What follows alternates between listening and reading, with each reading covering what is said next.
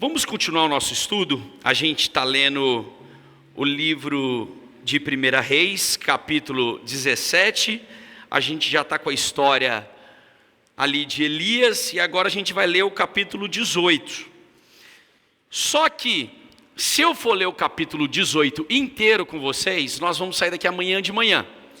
Então eu mandei lá no grupo da casa hoje mais cedo, disse assim, por favor, leiam o capítulo 18 de 1 Reis, para ajudar o pastor, para a gente ir um pouquinho mais rápido na nossa pregação.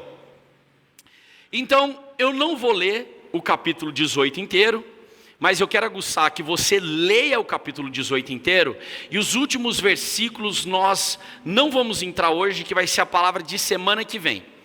Mas eu quero fazer uma leve recapitulação de todos os capítulos e todas as partes da nossa série de mensagens sobre Elias hoje, para que a gente possa entender. No primeiro dia, na nossa primeira parte, nós falamos sobre Deus me esconder para ser revelado. Então nós entendemos que Elias foi para o anonimato, Elias foi levado a um deserto, para que Deus pudesse trabalhar na vida dele. Ele foi exatamente tirado de cena para que Deus pudesse manifestar a glória dele. Capítulo 17 é o primeiro momento que Elias aparece na nossa história. Na parte 2, nós entendemos que o deserto é um propósito de Deus. Vira para quem está do seu lado e diga para ele mais uma vez, o deserto é um propósito de Deus.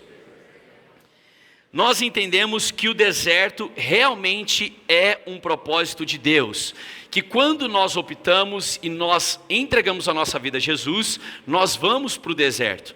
Só que no deserto nós seremos tentados, assim como Jesus foi, e nós receberemos a provisão de Deus. Na semana passada, nós entendemos sobre aqueles que conhecem ou não a Deus. O tema da nossa mensagem foi, Deus é você? Porque nós vimos a viúva de Serepta, ela viu o milagre do azeite, da farinha, e de repente o seu filho morre, então ela ela começa a entrar no deserto da perda do seu filho. E ali Elias sobe para o quarto, ora pelaquela criança, então aquela criança ressuscita. Aquela menina, aquela mulher, ela se desespera. Ela já tinha visto o milagre do azeite, o milagre da farinha, e mesmo assim ela se desespera, mostrando que ela não havia reconhecido e descoberto quem realmente era Deus. Agora, meu irmão, nessa parte 4, para mim é uma das melhores. Nessa parte 4 é o grande duelo. Se você é acostumado a ver filmes de Hollywood como Os Vingadores e outras coisas assim, talvez essa seja a melhor parte dessa história. Eu imagino os anjos afiando seus facões, se preparando todos para a guerra, porque agora Elias vai até o Monte Carmelo encontrar com Acabe. Acabe era o rei atual de Israel. Nós vimos que haviam se passado 19 reis antes de Acabe, e Acabe havia sido o pior rei então, porque Acabe estava sendo manipulado pela sua esposa Jezabel. Jezabel era uma mulher manipuladora, e agora ela estava mandando matar todos os profetas de Israel. E Elias era talvez o top 1 dessa lista para ser assassinado. E aí a gente vê então, agora, o grande duelo. Haviam se passado 3 anos, não tinha chovido sobre a face da terra, e agora nesse momento, Deus aparece para Elias, fala com Elias e diz assim para Elias, Elias, vá se apresentar a Acabe. Se você for ler aí o versículo 1 de 1 Reis, capítulo 18, eu quero ler rapidamente com você, 1 Reis 18, versículo 1, diz assim, depois de um longo tempo, no 3º ano da seca, a palavra do Senhor veio a Elias, vá, apresente-se a Acabe, pois enviarei chuva sobre a terra. E a Bíblia diz que Elias ficou em casa dormindo. Diz isso, gente? Não, diz exatamente, vamos lá? Então Elias foi se apresentar a Acabe. 3 anos de seca, 3 anos em que o povo estava dividido entre o Deus real de Israel e o Deus Baal. O Deus Baal. Quem era o Deus Baal que eu expliquei para vocês? Era conhecido como o Deus da fertilidade, o Deus da produtividade.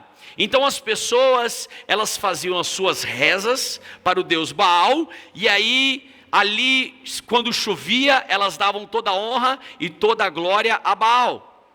Então, Deus manda o profeta Elias declarar que sobre a palavra de Elias não iria chover até que ele dissesse que choveria.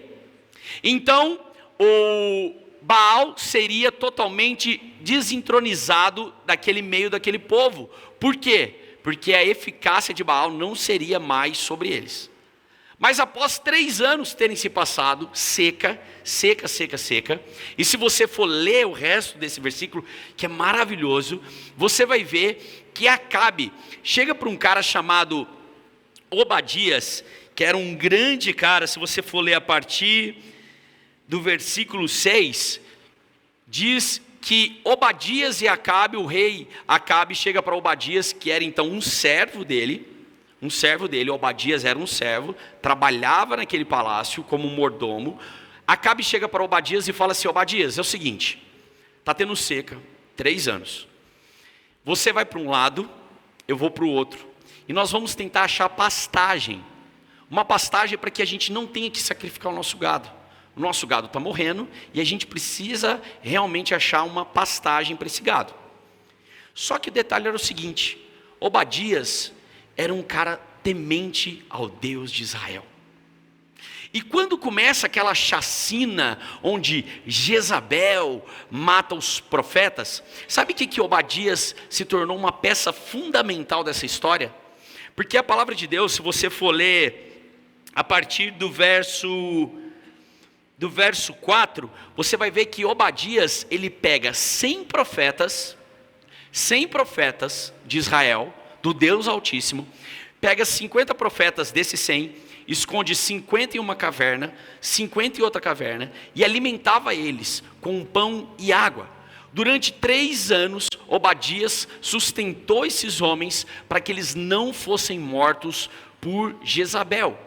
Eu imagino esses 100 homens se prostrando, se ajoelhando todos os dias, enquanto Elias estava fora na cidade de Serepta, passando por todas as coisas. Aqueles homens estavam clamando, primeiro, por suas vidas, segundo, para que Deus pudesse então livrá-los. Então Obadias, quando ele sai, e eu estou te contando toda a história desse capítulo, então quando Obadias ele sai para procurar pastagem para o rei Acabe, ele encontra Elias no meio do caminho. A partir do verso 7, Obadias estava caminhando e Elias encontrou Obadias e reconheceu e inclinou-se. A partir do verso 7, então, a gente vê que Obadias encontra Elias, e quando vê Elias, Obadias fica assustado, diz assim: Elias, é você? E ele diz: tão certo como vive o meu Senhor, sim, sou eu. Elias, Acabe mandou matar geral, Acabe mandou matar todo mundo, porque várias cidades disseram que você estaria lá, e você não estava, e quando Acabe chegava e não encontrava você, ele mandava matar. E aí Elias vira para Obadias e diz: Obadias, faz o seguinte, vá até Acabe e diga que eu estou aqui e eu preciso vê-lo. E aí lá no versículo 8, mais ou menos, no versículo 9, Obadias diz assim: o que eu fiz de errado para que você me puna de tal maneira? Para que você me mande até Acabe dizer que eu te vi, já que ele matou tantos e tantas pessoas por sua causa? Se eu disser a ele que você está aqui, certamente eu vou morrer. Mas lá no versículo 11 e o versículo 12 e 13, nós temos um parênteses maravilhoso. Eu queria que você prestasse atenção em mim. Obadias diz algo muito importante para Elias. Eu posso até chamar Acabe, falar que você quer se encontrar com ele, mas se o Espírito de Deus te levar a algum outro lugar, e quando você chegar, e quando ele chegar aqui e você não estiver, O que vai acontecer então comigo? Sabe o que isso nos faz entender? Vamos lembrar lá no final dessa história de Elias, porque a gente já pregou sobre isso. Elias sobe, né? O final dessa história a gente já sabe. Elias sobe a um redemoinho de fogo aos céus. Então ele desaparece. Ele não experimenta a morte. Elias, a gente pode concluir que Elias era alguém realmente guiado pelo Espírito. O que a Bíblia fala sobre o Espírito Santo de Deus? Todos aqueles que são guiados pelo Espírito não sabem de onde vem e não sabem para onde vai. Se a sua vida é guiada pelo Espírito, meu irmão, você pode estar aqui hoje e amanhã Deus pode ter te mandado para um outro lugar. Se a sua vida é guiada pelo Espírito, hoje você pode estar num trabalho e amanhã você pode estar em outro. Se a sua vida é guiada pelo Espírito, a sua skin pode ser diferente todos os dias. Você não sabe o que é skin, né? Maiores de idade. É o seu visual, tá, irmãos? Eu tentei falar com os adolescentes agora nesse momento. O seu visual pode ser diferente todos os dias, porque a minha vida, ela é guiada pelo Espírito de Deus. De verdade, irmãos, quantos aqui nessa noite têm a plena certeza que a sua vida é guiada pelo Espírito Santo de Deus? Amém? Amém? Se você não tem essa certeza, meu irmão, essa então é a sua noite. Vira para quem está do seu lado e diga para ele: essa é a noite da sua vida ser guiada pelo Espírito. A voz que mandou Elias se esconder é a mesma voz agora que manda Elias se apresentar. Aqui nós conseguimos entender sobre 3 fatores que Deus nos mostra e nos revela. E por favor, meu irmão, se você está acompanhando esse estudo, anote, para que você depois tenha a história toda de Elias escrita aí no seu caderno, no seu bloco de notas, para que você possa meditar.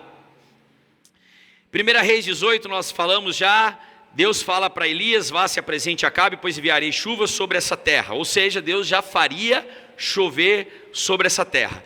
Elias obedece, quem antes se escondia, agora se apresenta. Algo que nós precisamos entender, e eu gostaria que você anotasse, e esse é meu primeiro tópico que eu quero dizer, é que quando Deus nos prepara no secreto, Ele nos revela em poder. A medida pela qual Deus te ouve, a medida pela qual Deus atende a sua vida, a medida pela qual Deus te conhece, é a medida com que você mantém os seus joelhos dobrados e buscando a presença de Deus. Isso é sério. Quanto tempo você ora por semana, meu irmão? Quanto tempo você ora por dia? Isso é tão importante para a gente entender, porque à medida que eu ajoelho os meus joelhos no chão, à medida, e eu falo joelho de um sentido muito figurado, você pode orar sentado, você pode orar em pé, você pode orar deitado, não tem problema algum, a gente já viu todas essas maneiras na palavra de Deus. O próprio apóstolo Paulo orou durante 3 dias deitado, mas a medida pela qual você ora é a medida que você tem intimidade com Deus. Intimidade com Deus não é um mover do Espírito através, talvez, de fogo. Mas a intimidade com Deus é exatamente o que nós lemos em Mateus capítulo 8. Quando quiseres falar com o seu Deus, entra para o seu quarto e tenha intimidade com Ele. Aqui nesse texto de 1 Reis capítulo 18, nós vemos 3 formas, eu queria que você prestasse muito atenção. A primeira forma que nós vemos é a obediência. A segunda forma que nós vemos o operar de Deus, e nós vamos falar sobre todas elas, é a reconstrução. E a terceira forma que nós vemos de Deus aqui é a justiça de Deus.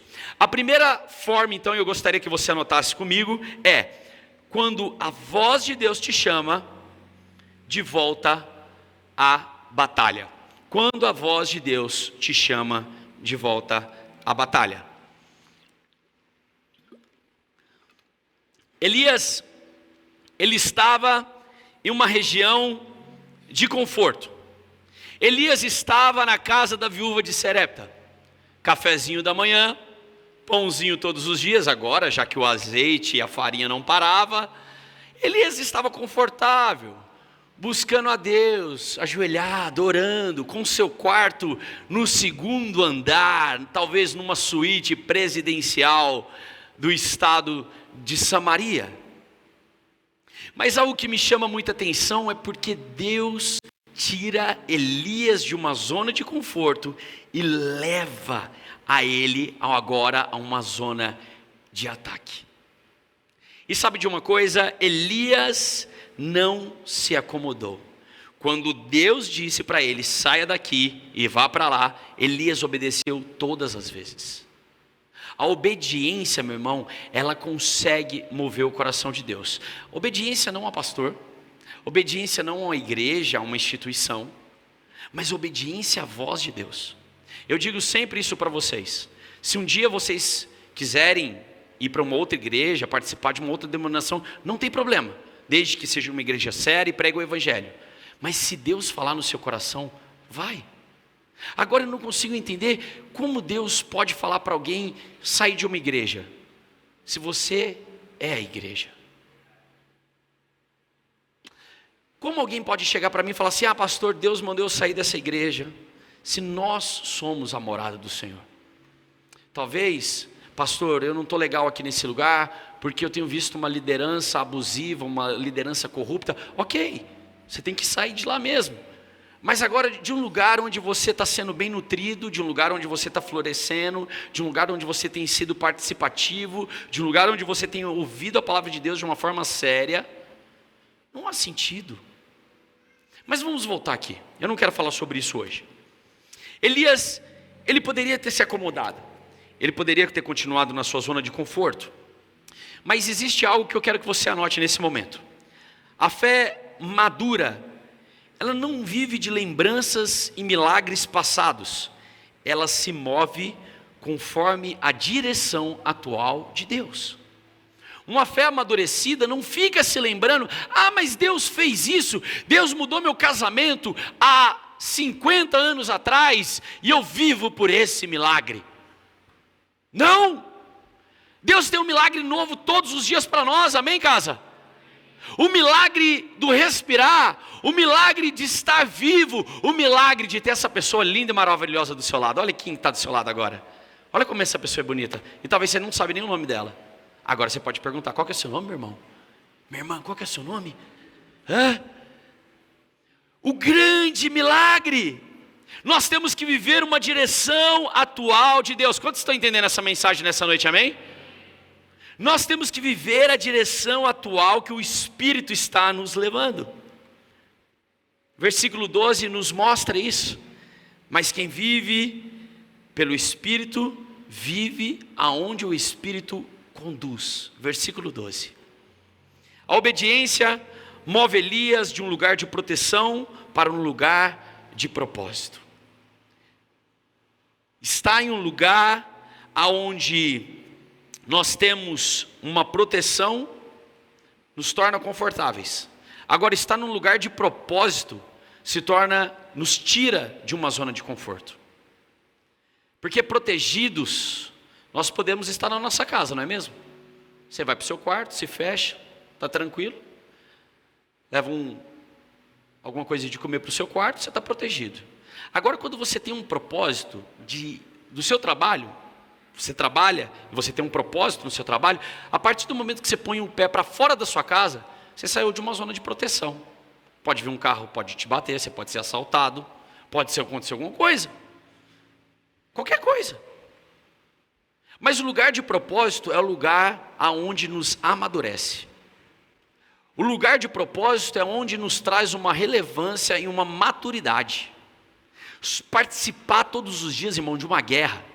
Sair de casa todos os dias e saber assim, eu tenho um propósito na minha vida, e eu vou conquistar ele, eu não vou parar, enquanto eu não chegar nesse propósito que Deus me deu, nunca vai te tirar de uma zona de conforto. Eu trabalho aqui há 40 anos, que bom que você trabalha há 40 anos, se esse lugar está sendo bom para você, está te recompensando da maneira que você merece, tudo bem, mas pastor, o meu sonho era estar em outro lugar. O meu sonho é estar participando de um outro lugar e eu estou aqui há 40 anos. É porque você não saiu de uma zona de conforto. E Elias entendeu que se ele ficasse naquela zona de conforto, ele nunca iria obedecer a Deus. versículo 21. Abra comigo, versículo 21 no capítulo 18. Verso 21, hoje nós vamos ficar apenas aqui. Elias apresentou-se a todo o povo e disse: até quando vocês vão titubear para um lado e para o outro? Se o Senhor é Deus, siga-no. Se porém Baal é Deus, siga-no.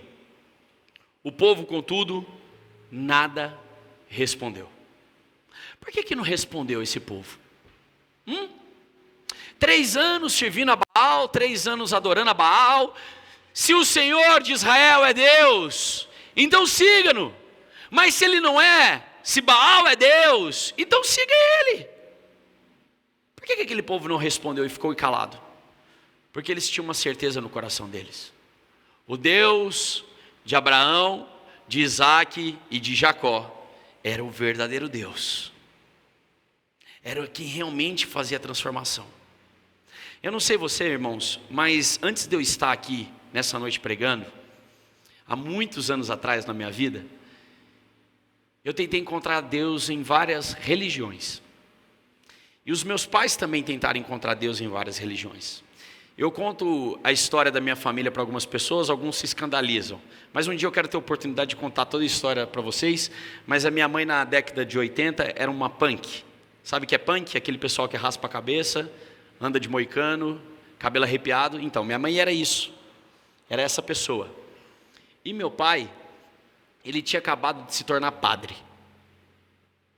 Como assim, pastor? Exatamente isso que você está ouvindo. Meu pai era um frade capuchinho na cidade de Patos de Minas e estava agora entrando para a igreja como um padre. E então minha mãe conquistou meu pai, participou do coral da igreja, quis dar uma participando de um coral de igreja, acabou se apaixonando por meu pai se apaixonando por ela. Então nasceu essa coisa linda e maravilhosa que você está vendo aqui hoje. E fazendo os cálculos, uma vez eu falei que eu fui fabricado numa noite de Réveillon com muito amor e carinho, porque eu nasci no mês 9. E meu pai disse: exatamente, meu filho, você é a nossa maior inspiração. Mas aquele povo tinha passado por tantas e tantas e tantas religiões, aquele povo tinha adorado a tantos e tantos deuses, que o seu Deus agora, que era meramente uma estátua, não poderia fazer nada. Então Elias se apresenta àquele povo e começa a cutucar aquele povo dizendo: e aí, vamos adorar quem? Deus de Israel, que fez vocês passarem pelo Mar Vermelho? O Deus que alimentou vocês no deserto? Ou vocês vão continuar adorando a Baal, que de vez em quando chove e vocês juram que é ele, e vocês não conseguem ver que é a fidelidade de Deus? A obediência é a linguagem da fé. Quem vive aonde o Espírito conduz, como Elias, sempre chega aonde Deus quer que você chegue. Você consegue entender isso, irmão? Amém? Vocês entenderam isso? Quem vive segundo o propósito de Deus, quem vive em obediência a Deus, chega sempre onde Deus quer que você chegue. Você já viu aquela expressão dando murro em ponta de faca?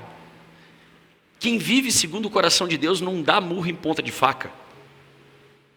Quem vive segundo o coração de Deus, vive de uma maneira plena. Plena. Irmãos, sabe quando você... Quantas mães a gente tem aqui? Levanta as mãos, as mães. Mães. Vou falar mães porque pai não é muito disso. Mas você que é mãe, sabe quando o seu filho está andando por um caminho errado? E você já falou para ele 1, 2, 3 vezes, para ele andar no caminho certo, e você sente vontade de pegar ele, pôr ele sentado. Eu sei que tem muita mamãe de bebezinho, mas eu estou falando de filho grande já. Você sente vontade de abrir a cabeça dele e jogar aquela informação lá dentro? Falar assim: vai, meu filho, toma! Vamos, é isso que eu quero que você entenda. É esse sentimento que eu sinto agora pela igreja. Eu queria muito que você entendesse isso, muito sentisse isso no seu coração, que se você viver segundo o propósito de Deus, irmão, sem esperar pelo dia de amanhã, mas vivendo hoje, o que Deus tem hoje para a minha vida, meu irmão, certamente Deus vai fazer grandes coisas na sua história.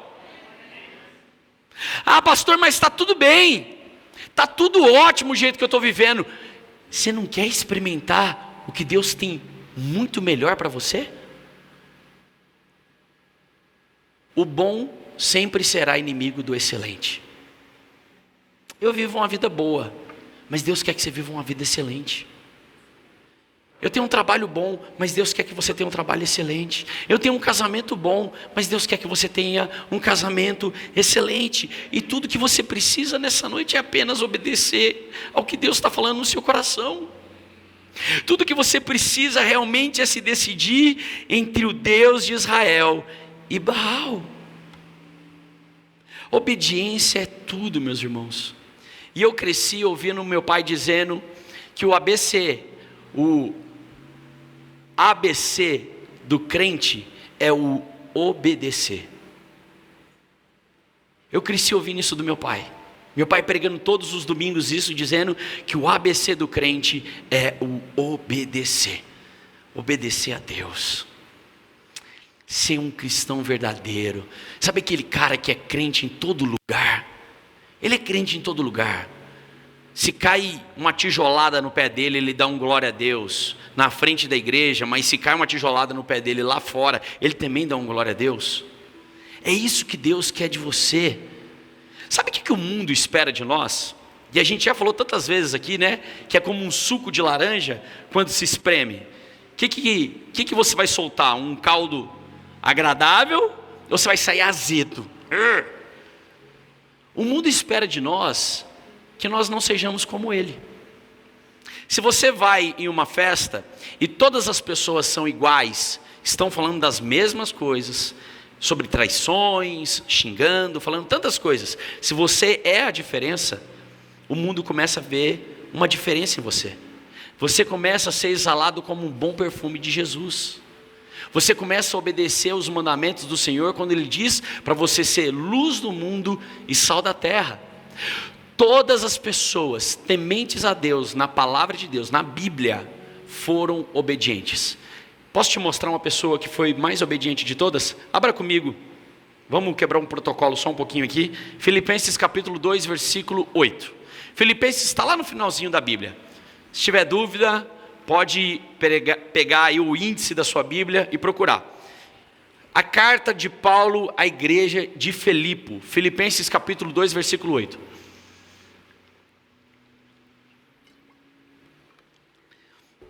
Eu tenho um grande discípulo, um grande amigo, um grande irmão, que é o Bruno Senna. E o Bruno Senna já leu quase todas as cartas paulíneas, né? E o livro de Filipenses, ele é considerado, até que vocês encontrem, eu estou falando só para, tem gente que está procurando ainda. Mas o livro de Filipenses é considerado o livro mais alegre de toda a Bíblia. Sabe o que é o interessante? Porque o livro de Filipenses é o livro da morte de Paulo. Ele está numa cadeia, preso, olhando a guilhotina que iria decapitar a sua cabeça. E ele escreve esse livro dizendo sobre todas as alegrias que ele tem em estar em Cristo Jesus. Filipenses capítulo 2, versículo 8. Acompanhe comigo. Diz assim, sobre obediência. Sendo encontrado em uma figura humana, ou seja, 100% Deus, mas 100% homem, Jesus, ele está dizendo aqui, humilhou-se e foi obediente até a morte, e morte de cruz. Você lembra Jesus no Getsemane? Quando ele está de joelhos, ele diz assim, Senhor, se possível, afasta de mim esse cálice, mas contudo seja feita a tua vontade. Jesus, ele foi obediente. Ele entendeu que, como qualquer outro ser humano, ele precisava obedecer à autoridade de Deus Pai. Mas antes da gente chegar no grande duelo, eu quero ser muito rápido nessa mensagem hoje. O segundo tópico que eu gostaria que vocês anotassem aí na sua Bíblia, no seu caderno, no seu celular, o segundo tópico que nós temos que entender para nós conseguirmos exatamente reconstruir o acesso novamente até Deus. Número 2, reconstrua o que o tempo destruiu. Reconstrua o que o tempo destruiu. Vira para quem está do seu lado e diga para ele: reconstrua o que o tempo destruiu. E aproveita e diz para ele assim: hoje o pastor está inspirado em pedir para a gente falar para o lado. Reconstrua. Teve gente que não falou um para o lado do outro, eu estou olhando aqui de cima. Reconstrua o que o tempo destruiu. Reconstrua o que o tempo destruiu, Igor. 1 Reis, capítulo 18, volta lá comigo. Dos versículos 30 ao 35, e nós podemos ler. E eu estou pulando alguns textos que eu vou voltar depois, tá? Eu vou voltar, mas vamos lá. Versículo 30 ao 35 diz assim: então Elias disse a todo o povo: aproximem-se de mim. E o povo aproximou. E Elias reparou o altar o altar de quem? Isso, do Senhor, que estava em ruínas. Depois apanhou 12 pedras, uma para cada tribo dos descendentes de Jacó, a quem a palavra do Senhor tinha sido dirigida, dizendo-lhe: seu nome será Israel. O que Elias estava fazendo aqui agora? Eu quero já chegar nesse contexto para que você entenda. Então Elias encontrou Acabe, preste atenção. Elias teve um grande encontro com Acabe e disse para Acabe o seguinte: Acabe, vamos fazer o seguinte, vamos ter um grande duelo. Um duelo sem espadas, um duelo sem força. Eu quero que você reúna os 400 profetas de Baal, porque eu sei que você tem esses 400 profetas, e só eu sozinho, nós vamos nos encontrar no Monte Carmelo. E lá, cada um, os seus 400 e eu sozinho, os seus 400 vão pegar um novilho, vão limpar aquele novilho, vão pôr lenha, vão pôr o novilho em cima e vão clamar ao Deus Baal. E eu vou fazer a mesma coisa. E qual Deus derramar fogo sobre esse novilho, esse realmente é Deus. Se você está perdido nessa história, você pode ler do versículo 16 até o versículo 29. Do 16 ao 29 narra exatamente este grande duelo. Então a Bíblia nos fala que aqueles profetas pegaram o novilho, puseram lenha, puseram o novilho. Eles eram quantas pessoas, gente? 400, exatamente. Pegaram 400 pessoas, 400 profetas, puseram aquele novilho, e a Bíblia diz que eles gritavam ao Deus deles. Lá no versículo mais ou menos, no versículo 27 até o 28, exatamente, do versículo 27 até o versículo 28, a Bíblia diz que eles se feriam, eles batiam espadas neles, eles se cortavam, eles estavam em transe, viajando e tentando chamar o Deus deles. E sabe de uma coisa que me chama muita atenção, e nós vamos falar no próximo tópico sobre isso, mas eu preciso ilustrar esse momento, que esse momento é maravilhoso, cara. Enquanto os 400 caras de Baal estavam lá chorando, gritando ao Deus deles, Elias estava sentado. Eu imagino que ele estava sentado, balançando a perninha, olhando para eles e dizendo assim: eita, acho que o Deus de vocês é surdo, hein? Grita ele, ele é Deus, né? Ele deve estar em outra videochamada. Lê aí, versículo 28, 29. Elias criticando os profetas de Baal: o Deus de vocês às vezes está muito ocupado, não está respondendo, né? Ih, difícil, né? Complicada essa história. E a Bíblia fala que eles gritavam ainda mais. E no verso 29, diz assim: passou o meio, eles continuaram profetizando em transe até a hora do sacrifício da tarde, mas não houve o quê? Resposta alguma. Ninguém respondeu, ninguém deu atenção. Então o que Elias resolve fazer? Eu não tenho pedras aqui, eu precisaria de algumas coisas para ilustrar as pedras. Então, imagine que esse era o altar de Israel. Estava totalmente destruído. O Deus de Israel era exaltado nesse lugar. Tinham sido estabelecidos 12 tribos, tribo de Levi, tribo de Simeão, tantas outras tribos. E aquele povo de Israel tinha destruído o altar que tinha sido oferecido para o Deus de Israel. Então Elias, antes de montar o seu novilho, antes de fazer o seu sacrifício, ele resolve arrumar o altar.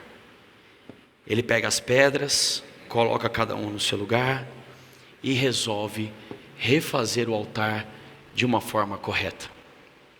Sabe o que isso traz para nós? Qual é o maior altar da sua vida, meu irmão? Qual é o maior altar da sua vida? A sua vida. Isso aqui não é altar. Algumas pessoas falam assim: pastor, eu posso subir no altar? Eu falo: subir em você mesmo? Isso aqui não é altar. Isso aqui é um palco. Isso é um púlpito. Isso aqui a gente comprou, pagou parcelado. Isso aqui, esse palco, o irmão João ajudou a gente a montar isso aqui. Isso aqui foi a gente que fez. Isso aqui é homem que faz. Tudo que homem faz não é altar. Não é altar. O altar é sua vida. O altar é onde Deus te criou e te fez e te formou. E o que nos traz aqui pensar é que a nossa vida precisa ser restaurada. O nosso altar como ser humano precisa ser restaurado. O nosso convívio com o Espírito Santo, de ouvir, falar com Ele, de estar, precisa ser restaurado. Nós precisamos de uma reconstrução com o Senhor. Nós precisamos de um altar restaurado. Nós precisamos de um casamento restaurado. Nós precisamos ter uma família restaurada. Nós precisamos alicerçar o altar dos nossos filhos diante de Deus. Não sei se você sabe disso, mas até que o seu filho atinja a maioridade, ele é prioridade sua. Até que seu filho atinja a maioridade, ele é responsabilidade sua. Até que seu filho tenha um conhecimento, você que é pai de bebezinho, até que seu filho tenha um conhecimento do bem e do mal, você é responsável por ensinar ele. Agora, se seu filho já está mais velho, é tempo de você chegar para os seus filhos e dizer: meus filhos, vamos reconstruir o nosso altar diante de Deus? Vamos orar juntos? Vamos aqui, ajoelhar juntos e falar com Deus, ter a nossa vida diante dEle? É preciso restaurar altares para que Deus possa mandar o fogo do céu. É preciso reconstruir altares para que Deus faça grandes coisas. Leia comigo no versículo 34. Quantos estão entendendo essa mensagem, amém? Eu prometi que eu ia ser rápido, mas eu já estou passando do meu horário. Espero que ninguém esteja dormindo, mas eu preciso que você preste atenção. Versículo 34 diz assim, vamos ler o versículo 33. Depois Elias arrumou a lenha, cortou o novilho em pedaços e pôs sobre a lenha. Então lhes disse aquelas pessoas que estavam em volta dele: encham de água 4 jarras grandes e derrame sobre o holocausto e sobre a lenha. E no versículo 34 diz: façam isso novamente. Disse eles e fizeram novamente. Façam isso pela terceira vez. E se você continuar lendo, você vai ver que Elias fala assim: encharca esse novilho de água, meus filhos, vamos embora. E aí Elias resolve fazer uma vala em volta. Uma vala. Ele faz uma vala ao ponto da água descer sobre o novilho e escorrer toda a água por aquela vala. Olha a ousadia de Elias. Os profetas de Baal não fizeram nada, só puseram lenha e o novilho. Elias não, pôs lenha, o novilho e água. Porque nós temos que entender que Deus, Ele se promove em meio às dificuldades da nossa vida. Deus ama provar que é Deus em meio ao improvável. Anote isso. Deus ama provar que Ele é Deus em meio ao improvável. Sabe esse momento que você está passando na sua vida? Na sua empresa, que você está dizendo que você não consegue, que você está sobrecarregado. Deus, Ele quer ser Deus agora, nesse momento. Sabe esse momento que as suas finanças estão se escoando, a sua paciência, o seu amor, o seu casamento, a sua vida está desmoronando? Deus quer ser Deus nesse momento. No momento que a água já está encharcada. Charles Spurgeon, que é um cara que eu gosto muito de citar ele diz, em um dos seus livros sobre o Espírito Santo, ele diz: Deus conserta o altar antes de acender o fogo, porque Ele nunca queima sobre ruínas, apenas sobre rendição. Se a sua vida está uma ruína, destruída, arrebentada, Deus não tem nada que queimar, porque não tem nem aonde pôr o sacrifício. Então nós precisamos ter uma vida restaurada diante de Deus. Quantos estão entendendo isso? Deus, Ele quer restaurar a sua vida. Deus está te chamando a você restaurar a sua capacidade de olhar a grandeza dEle. Deus quer tirar essa religiosidade do seu coração e quer te trazer de volta à presença dEle.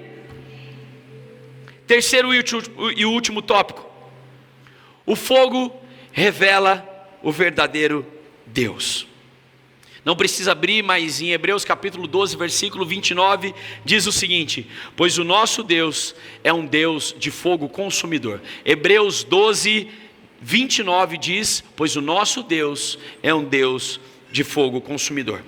1 Reis capítulo 36, agora até o versículo 40. Elias, ele ora. Vamos ler lá junto? Versículo 36 ao 40. Ora, a hora do sacrifício, o profeta Elias colocou-se em frente ao altar e orou, dizendo: ó Senhor Deus de Abraão, de Isaque e de Israel, que hoje fique conhecido que Tu és Deus em Israel, e que o Teu povo e o Teu servo, o que fiz todas essas coisas por ordem Tua. Responde-me, ó Senhor, responde-me, para que este povo saiba que Tu és, ó Senhor, Tu és Deus, e que fazes o coração deles voltar para Ti.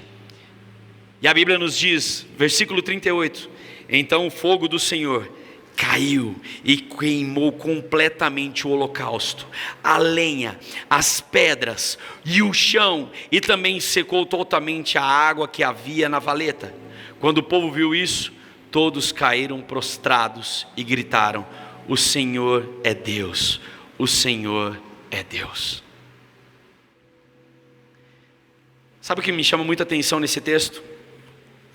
Porque Elias, aqui nesse contexto, ele diz: ó Senhor, ouve-me, e que todos saibam. No versículo 36, ó Senhor, Deus de Abraão, de Isaque e de Israel. Todos os outros momentos da palavra de Deus você vai ver Deus de Isaque, Deus de Abraão, Isaque e Jacó. Só que Israel é o nome modificado de Jacó. É o nome que Deus mudou a história de Israel para Israel. Ou seja, Jacó tem o seu nome modificado para Israel. E aqui o profeta Elias declara que aquela nação não pertencia mais ao enganador Jacó, mas sim ao Israel, aquele que é transformado. Meus irmãos, eu preciso encerrar essa mensagem, mas eu quero dizer para você que o fogo de Deus, Ele quer descer sobre a sua vida, Ele quer transformar a sua história, mas seja obediente àquilo que Deus está colocando no seu coração hoje. Restaure o altar dele na sua vida. Não seja alguém que crê e que venera outros altares, mas apenas adore o altar do Senhor Jesus. Deixe que Deus transforme a sua vida, e certamente o fogo dos céus cairá sobre a sua história e sobre a sua descendência. A Bíblia nos fala que então, a partir daquele momento, Acabe, e a história não acaba aí, nós vamos continuar lendo na próxima semana, mas que Acabe então cria um respeito pelo profeta Elias. A nação então entende quem era o profeta Elias. E o final daquilo tudo, os 400 profetas de Baal são mortos. Todos são mortos, por causa que enganaram todo o povo. Nessa noite Deus, Ele quer restaurar a vida de cada um. Deus da obediência é o Deus que abre caminho. O Deus da reconstrução, Ele quer que você prepare um altar a Ele.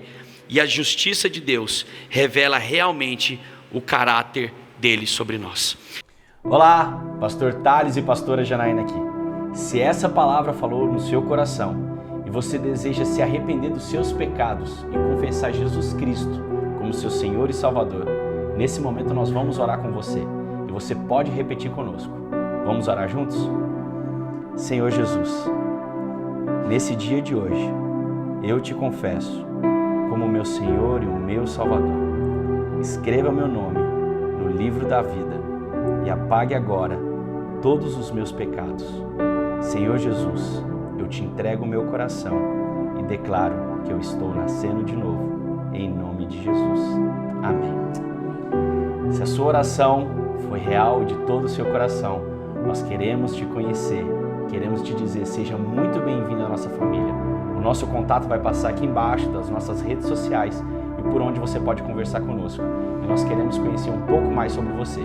Até mais!